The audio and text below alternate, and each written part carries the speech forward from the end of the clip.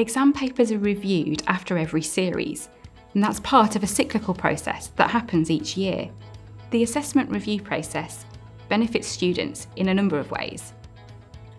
It helps to ensure consistency between papers year on year. It also gives teachers the opportunity to feed back into the process.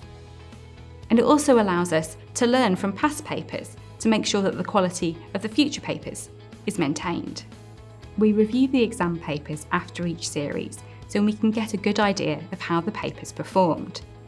In MFL, at a high level, we review French, Spanish and German together, for example, but then we dig down deeper into the individual languages.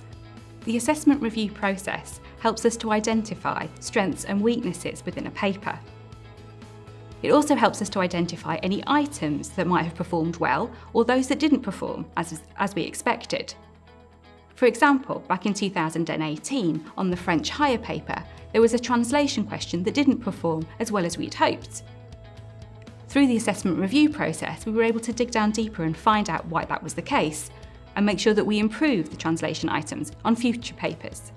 The review process also helps us to identify patterns and trends between years and between languages, and this helps us as part of the planning process for future papers.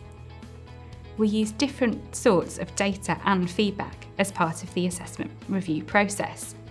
This involves feedback from teachers about how students found the paper, so bits that they might have found particularly challenging or those parts that they found really accessible. We also use statistics as part of the process. So we look at the statistics of the paper overall, but we also look at it at item level. We use something called a discrimination index to see how well a different item discriminated between candidates at different levels. And we use a facility index to look at how accessible the question was.